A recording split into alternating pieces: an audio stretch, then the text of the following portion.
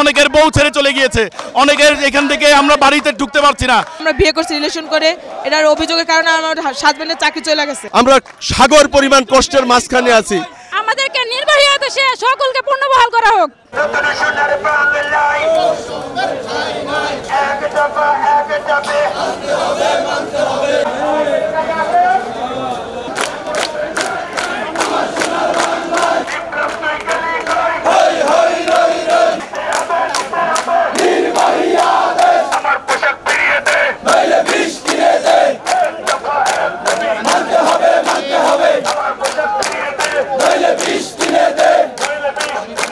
আমাদের সবার এখানে আমরা এক দফা এক দাবি নিয়ে এখানে সবাই একত্রিত।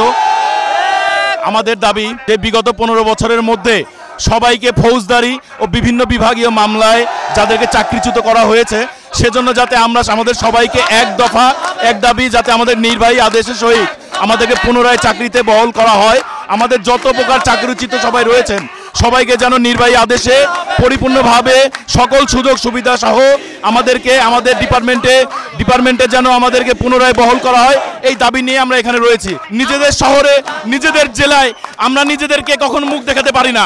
আমরা কেউ বউ বাচ্চা, অনেকের বউ ছেড়ে চলে গিয়েছে, অনেকের এখান থেকে আমরা বাড়িতে ঢুকতে পারছি না। আজ বিগত 8 দিন আমরা রাস্তায় এভাবে পড়ে আছি। আমরা একজন আইনের ফোর্স ছিলাম, আমরা সবাই কেউ আইনের বহির্ভূত কাজ করি নাই।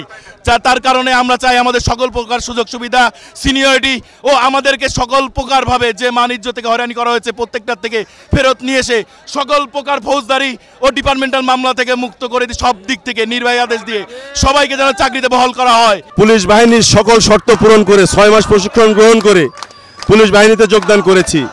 দক্ষতা, সততা, জীবনের উপরে রিস্ক নিয়ে জীবন বাজি রেখে দায়িত্ব পালন করেছি। এগুলার রেকর্ড আছে, ইতিহাস আছে।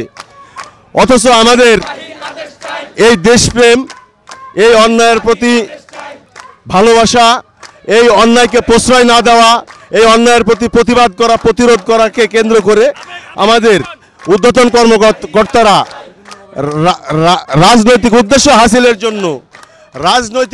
হাসিলের জন্য সরকারের কাছে দাসত্ব স্বীকার করার জন্য, স্বৈরাচারের কাছে দাসত্ব মেনে নিয়ে আমাদের মতো সাধারণ জীবনকে কষ্টের সাগরে ফেলে দিয়েছে। আমরা যারা এখানে চাকরিচ্যুত হয়ে আজকে আন্দোলনে এসেছি, আমরাও তো বাংলাদেশের নাগরিক, আমাদের নাগরিক অধিকার আছে। আমাদের নাগরিক অধিকার কেড়ে নেওয়া হয়েছে। আমরা আজকে চাকরিচ্যুত হয়ে আমাদের পরিবারবর্গকে নিয়ে, মা বাবা, ভাই বোন, ছেলে মেয়ে, আমরা সাগর পরিমাণ কষ্টের মাঝখানে আছি। আমরা বিগত সরকারের আমলে বৈষম্যের শিকার হয়েছি। গত 15 বছরে আমাদেরকে কারণে অকারণে এবং কি বেআইনিভাবে চাকরিচ্যুত করছে। এখন আজকে আমরা 9 দিন যাবত রাস্তায়, কোনো আদেশ পাইতেছি না। আমাদের একটাই দাবি, আমাদেরকে নির্বাহী আদেশে সকলকে পুনর্বহাল করা হোক। একটা মিথ্যা অভিযোগ মামলার কারণে আমরা বিয়ে করছি রিলেশন করে, এটার অভিযোগের কারণে আমার হাজবেন্ডের চাকরি চলে গেছে। আর এক প্রভাবশালী পটুয়াখালী পুলিশ লাইনে আমার হাজবেন্ড জয়েন ছিল, এক প্রভাবশালী মাদক ব্যবসায়ীকে ধরানো হয়েছে। সেই সাথে ওইখানের অনেক মানুষ, মানে প্রশাসনের লোক জড়িত ছিল। এটা ধরানোর কারণে আমার হাজবেন্ডের মিথ্যা মামলা দিয়ে চাকরিচ্যুত করা হয়েছে। এখন চাইতেছি যত মানুষের চাকরি চলে গেছে তাদেরকে আবার পুনর্বহাল করা হোক। এইখানে আমরা অলমোস্ট 2000 পুলিশ সদস্য সমবেত হয়েছি, যারা সরকারের বিভিন্ন পর্যায়ের অফিসার দ্বারা বৈষম্যের শিকার।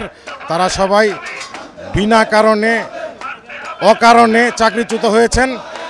আমরা সবাই নির্বাহী আদেশে চাকরি ফিরে পাওয়ার আবেদন জানাচ্ছি। আমাদের চাকরিতে পুনর্বহাল হতে চাই।